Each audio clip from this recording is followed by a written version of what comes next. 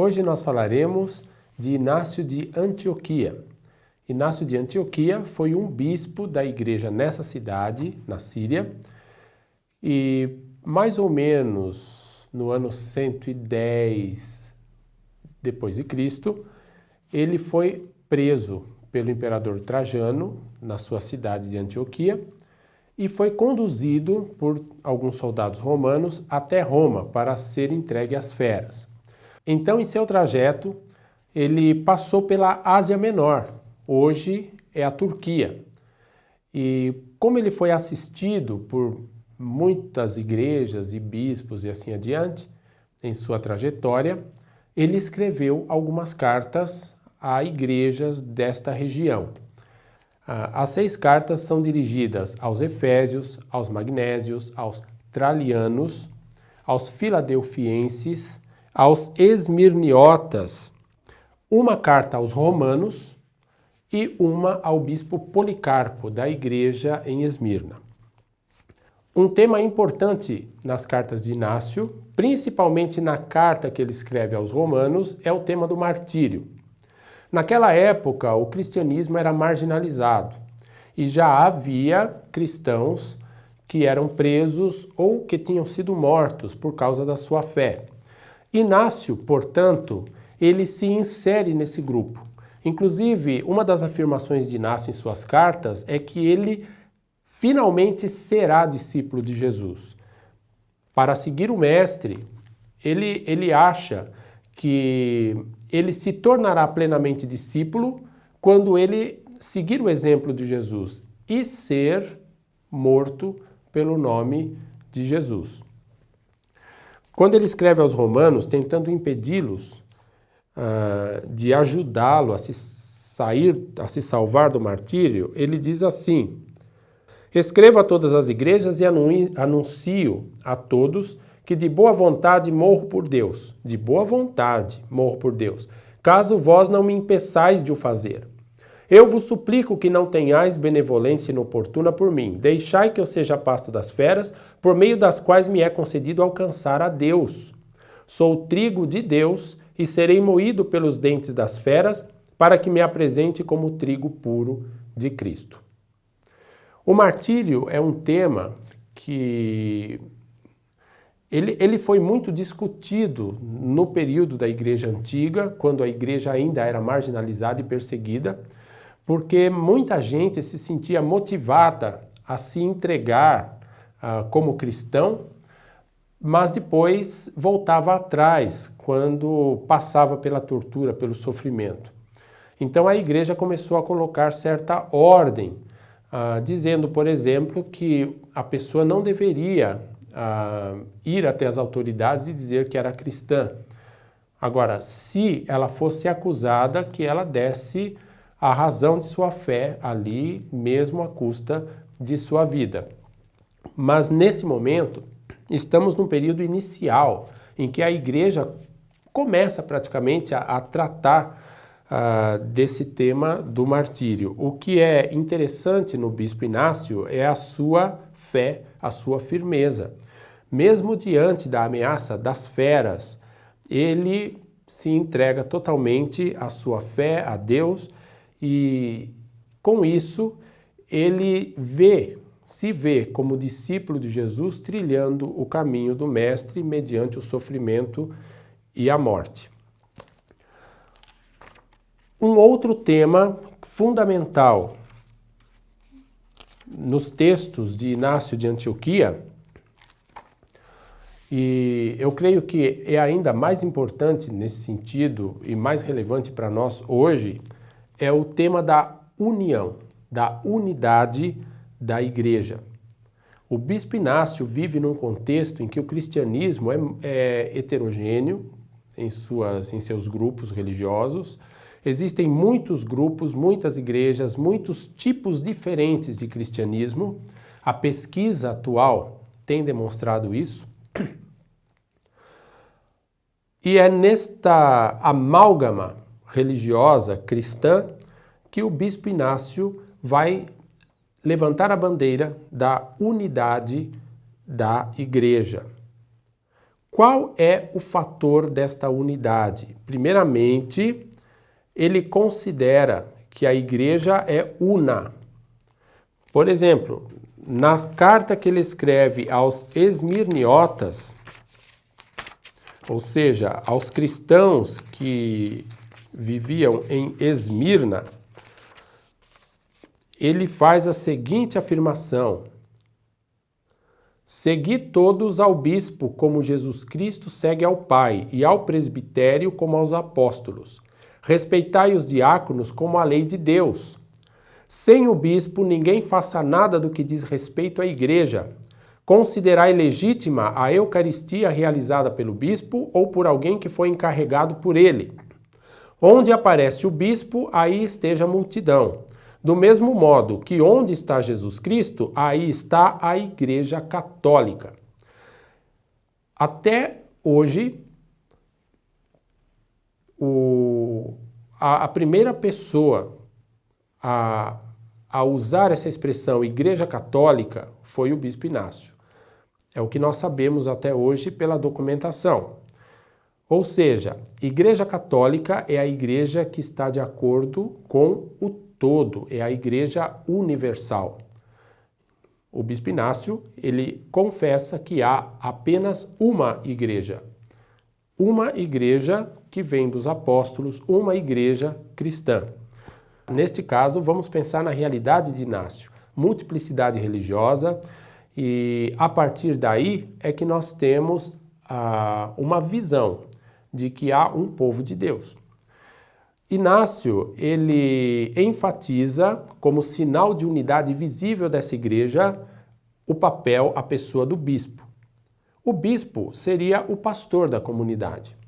Esse pastor, esse bispo, ele representaria a autoridade apostólica e a tradição apostólica na comunidade cristã. Portanto, assim como há uma só igreja, que ele chama de católica, Igreja Universal, essa igreja, em suas manifestações locais, ela se apresenta na unidade, digamos, em torno do bispo, do pastor. E esse bispo representa toda uma tradição. Não pensemos que temos aqui o absolutismo eclesiástico, episcopal, o bispo faz o que quer, ensina o que quer, ele que manda. Em Inácio, a submissão ao bispo representa o respeito à tradição, uma fé à qual o bispo está vinculado. Portanto, o próprio bispo, se passa a ensinar coisas diferentes deste conteúdo, desta tradição, ele mesmo deve ser desacreditado. Consequentemente, é isso que pensaríamos a partir do pensamento de Inácio. Porque Inácio não enfatiza apenas uma igreja com um bispo. Ele enfatiza uma igreja com o bispo representando a unidade desta igreja na igreja local e, ao mesmo tempo, uma só fé. Ou seja, existe uma confissão de fé, um conteúdo básico que é representado e ensinado pelo bispo, pelos presbíteros e pelos diáconos. Essa confissão básica Inácio nos dá também na carta aos esmirniotas e em outros lugares. Ele diz assim: agradeço a Jesus Cristo que vos tornou tão sábios. De fato, constatei que sois perfeitos na fé imutável, como que pregados na carne e no espírito, à cruz de Jesus Cristo. Ele várias vezes fala da carne de Jesus Cristo, da cruz de Jesus Cristo, porque havia alguns cristãos, alguns movimentos na época que não enfatizavam isso. Para eles, o importante era o que o Cristo trouxe em termos de autoconhecimento. Ele me traz o despertar para um conhecimento que eu tenho de mim mesmo e de minha origem para eu voltar ao mundo espiritual, né? Os gnósticos. Então, eles rejeitavam, justamente, eles não davam muita ênfase à questão da encarnação ou da cruz de Jesus Cristo.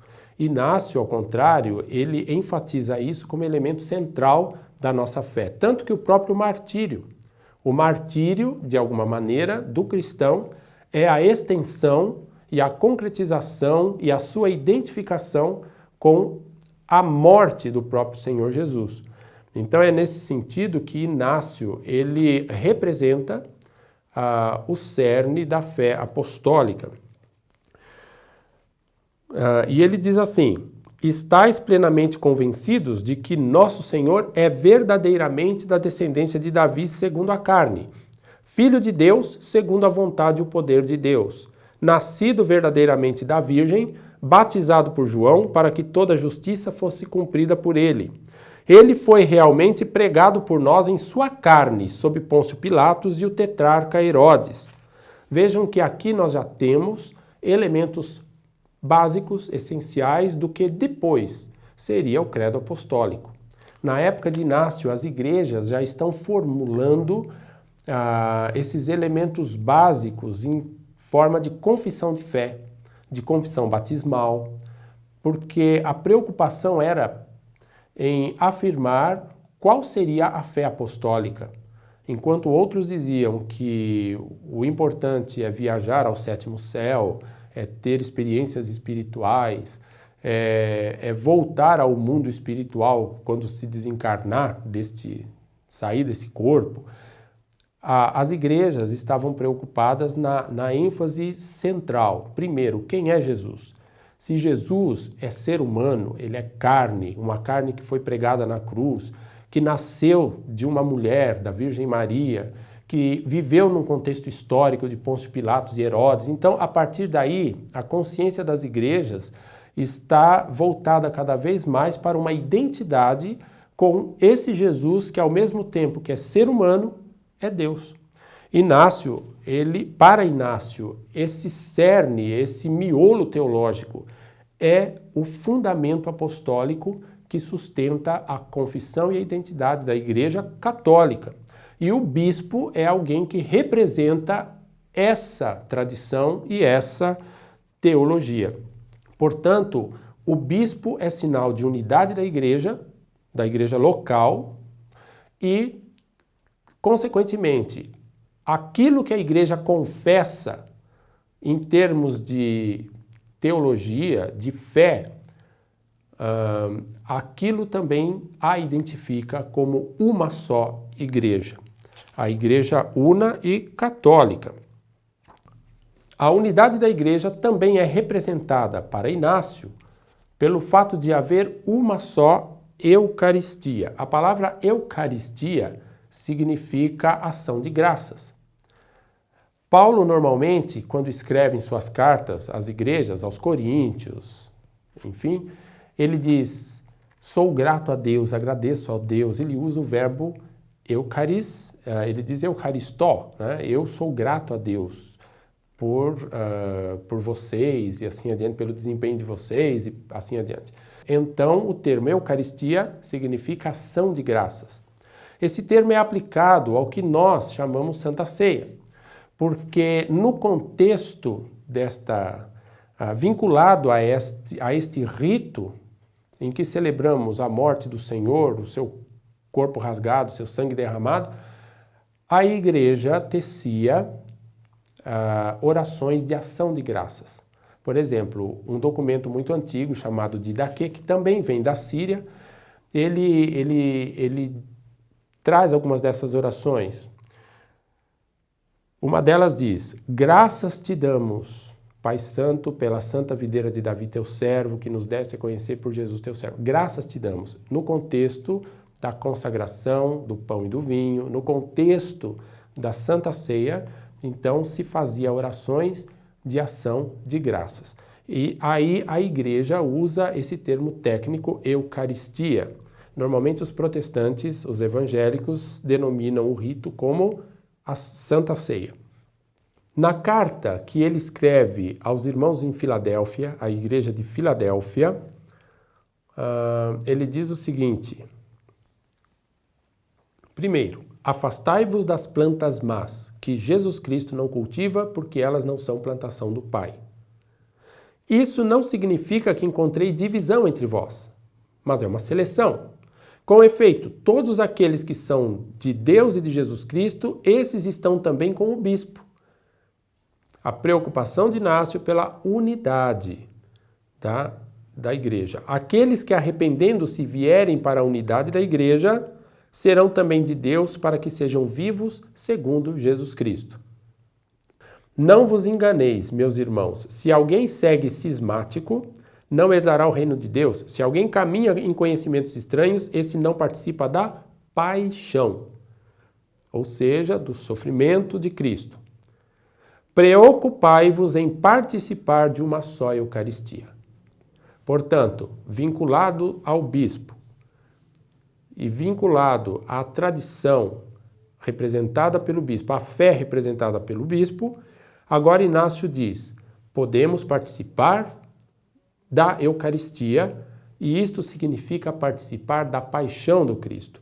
De fato, há uma só carne de nosso Senhor Jesus Cristo e um só cálice na unidade do seu sangue, um único altar, assim como um só bispo com o presbitério e os diáconos, meus companheiros de serviço.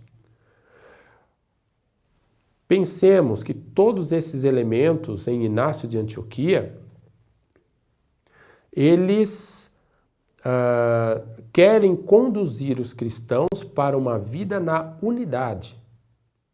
Na unidade. Ele não está enfatizando autoritarismo episcopal, ele não está autorizando absolutismo, qualquer que seja, ou simplesmente justificando a dominação de certas pessoas por conta de seus cargos sobre outras pessoas. Não é isso, não é essa a ideia de Inácio, porque tudo deve ser feito na fé e no amor a Jesus Cristo e a participação da comunidade na Eucaristia faz dessa comunidade uma só igreja em torno do seu bispo. Temos que pensar Inácio no seu próprio contexto. Nós sabemos dos abusos que têm ocorrido, que ocorreram, que ainda ocorrem na igreja cristã no decorrer dos séculos por conta de uma ênfase muito grande no papel de uma hierarquia em detrimento da membresia da igreja, por exemplo. Não é essa a ideia do bispo Inácio. Inácio vê no bispo um fator de unidade de uma igreja que participa da salvação de Deus por meio do sofrimento de Jesus Cristo ao participar de uma só Eucaristia. Hoje nós vimos um pouco do pensamento de Inácio, bispo da igreja de Antioquia, que viveu no 2º século depois de Cristo.